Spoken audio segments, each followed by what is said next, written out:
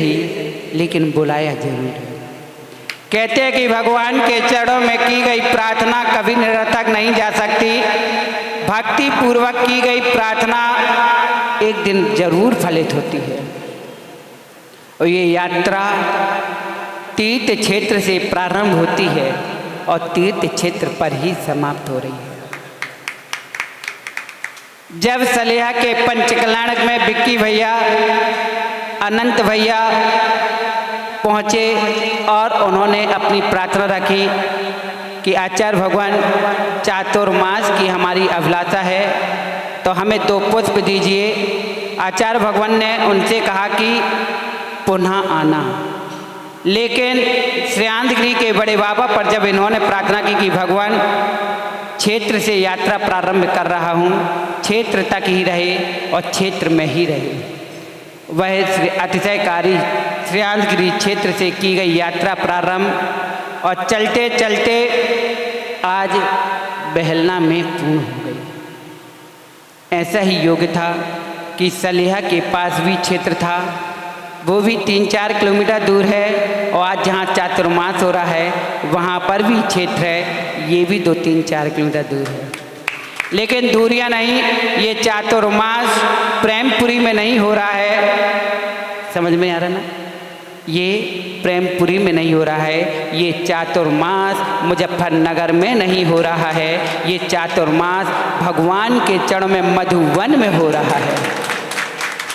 क्योंकि पारसनाथ भगवान के चरण सन्निधा में बैठ करके जो चातुर्मास की वर्षा होगी, सत्यार्थ बोध होगा, इसलिए भगवान पारसनाथ की जहाँ बैठे होते हैं वो क्या होता है?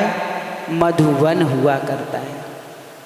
जब व्यक्ति थक जाता है, हार जाता है, तो टहलने के लिए आ जाते हैं। जो टहलते हैं वो टहलते रह जाते हैं, जो मन को बहलाने के लिए आते हैं वो बहलना चले जाते हैं। इसलिए ये अतिशयकारी क्षेत्र जहाँ पर आज हमारा आना सौभाग्य हुआ, ये तो हमारे पुण्य का उदय है कि हमने जो 3 वर्ष की थी भावना, आज वह भावना पूर्ण हुई कि प्रभु के मुझे पुनः दर्शन, उनके चरण स्पर्श करने का लाभ मिला।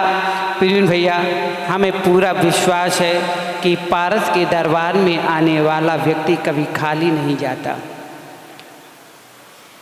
कौन कहता है कि चातुर्मास अब कैसा होगा? आज कैसा दिन गया? आज कैसा लग रहा है? आनंद ही आनंद आया कि नहीं आया? बस समझ लो आनंद ही आनंद आ गया और आनंद ही आनंद छा गया। आएगा नहीं? आ गया आनंद, आ गया। अब आने वाला नहीं, आने में तो अभी दूरियां थी, लेकिन आज वैसे दूरियां समाप्त हो गई हैं। अब आनंद छा गया है, अब बस बारिश प्रारंभ है। इसलिए कहते हैं कि जिनेंद्र भगवान के दर्शन तीर्थ क्षेत्र की वंदना करके, वैसे तो बिक्की भैया, प्रवीण भैया, जब से हम लोग बिहार करने के लिए उद्गुद हुए और आचार्य भगवान ने पहले ही जब हमारे बिक्की भैया यहाँ की सकल दिगंबर जैन समाज की आशा और एक अभिलाषा लेकर के वहाँ चरणों में पहुँचे कि गुरुदेव चातुर्मास के लिए हम लोग आए हैं। जब पूछा कितने लोग हो तो देखा 1 लोग हैं। कितने थे? ओनली 1। लोग सोचते थे कि चातुर्मास का श्रीफल चढ़ा रहे हो, केवल 1 आए हो। हमने कहा चाची अभी ये 1 आए हैं। उन्होंने कहा बेटा टेंशन मत करो, तुम्हारा चातुर्मास नंबर 1 ही होगा, नंबर 1 ही होगा। और जब भिंड में, जब आचार्य भगवान ने तुरंत अनुमति दे दी और जब भिंड में श्रीफल चढ़ाने के लिए, लेने के लिए जब चिट्ठी खोल के बोलना था कि आचार्य भगवान ने चातुर्मास की कहाँ के लिए घोषणा की है, और जब पत्र खुलना था तब कितने लोग थे? ओनली 11 लोग थे। कितने थे? 11 थे। जैसे ही पत्र खोला, पत्र में आचार्य भगवान ने मुजफ्फरनगर के लिए स्वीकृति और आशीर्वाद प्रदान किया। तो उपाध्याय परमेश्वरी बोलते हैं, चिंता मत करो अनुपम सागर जी, तुम्हारा चातुर्मास 1 पे 1 11 होगा। जहाँ आचार्य भगवान का आशीर्वाद, उपाध्याय परमेश्वरी का आशीर्वाद, और वहाँ पर भी 1200 क्षेत्र के दर्शन करते हुए जब निकले, तो यही हमारा सौभाग्य है कि चातुर्मास 1 नंबर पर ही होगा। क्योंकि अब डरने की कोई बात नहीं है। जब हम दिल्ली प्रवेश किए तो हमें चाचा का दर्शन हो गया। चाचा ने सांत्वना दी, चिंता मत करो, तुम तो मुजफ्फरनगर में धमाके से ऊधम करो। क्या करो? ऊधम करो। आचार्य विमर्श सागर जी ने कहा कि तुम तो चिंता मत करो, संजय भैया, प्रवीण भैया, चिंता मत करो, हमारे भतीजे को लेके जाओ, बड़े आनंद से चातुर्मास कराओ। तब चाचा की अनुमति मिली और पीछे से पिताजी आ गए, चिंता मत करो, हम बैठे, तुम गेम खेलो। तुम खेल पे खिलाड़ी बन करके खेल के मैदान में छक्का चौका जो मारना हो मारो, बाकी हम पीछे बैठे हैं, ज़्यादा दूर नहीं। प्रवीण भैया कहाँ बैठे हैं? दिल्ली में बैठे हैं। ये होती है गुरु की दृष्टि और ये होती है प्रभु की दृष्टि। ना हम गुरु से दूर हैं, ना आप गुरु से दूर हो। अब मुझे डरने की ज़रूरत नहीं है। क्यों? क्योंकि जिसके ऊपर पिता का हाथ और गुरु की दृष्टि हो, प्रभु की दृष्टि हो, तो फिर डरने की क्या बात है।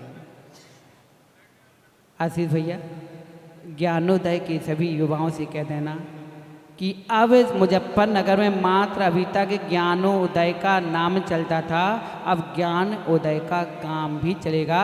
चारों ओर मात्र एक ही ध्वनि सुनाई देगी और वो होगी सत्यार्थ बोध। अब यहाँ वहाँ की बातें नहीं होंगी, सत्यार्थ का बोध कराया जाएगा। आगम में क्या लिखा है,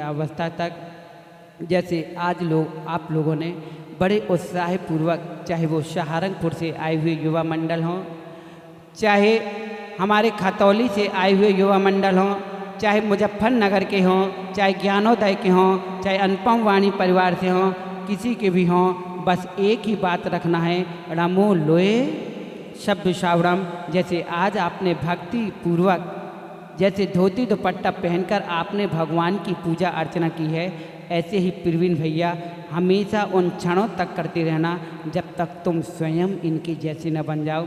आपकी बात प्रवीण भैया, आज धोती दुपट्टा पहन ली तो पहन लिया, लेकिन अब धोती दुपट्टा अब ऐसे उतारना, अब ऐसे उतारना कि कोई कपड़े पहनने लायक ना हो। जितने लोग धोती दुपट्टा पहने ना, अब उतारना तो ऐसे उतारना कि हे प्रभु, अब उतरे तो ऐसे उतरे, अब ना पैंट शर्ट में ना कुर्ता पजामा में, अब तो सीधे भेष दिगंबर में हम आ जाएं। यही हमारा सत्याद्भुत का सार हो।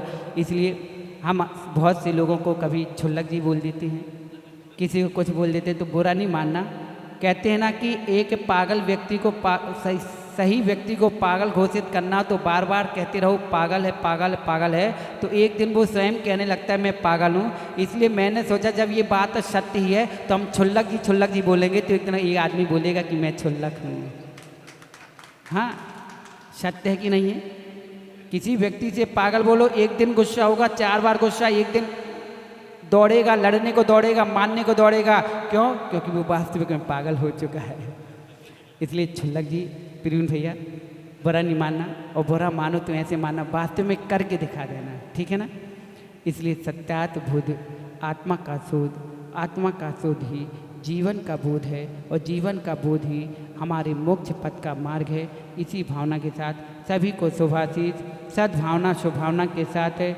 जो हमारे अभी वर्तमान में पंचकल्याणक हुआ, उनके माता पिता भी यहाँ खड़े हैं, उनकी भी खूब भावना है। प्रवीण भैया, अगर सेटिंग हो जाए तो दोनों छुल्लक साथ हो जाना, ठीक है ना? और रविंद्र भैया भी तो आए नहीं हैं शायद, है ना? रविंद्र भैया भी कहीं होंगे चौकियों में साइड में, 1 2 3 बहुत से लोग हैं।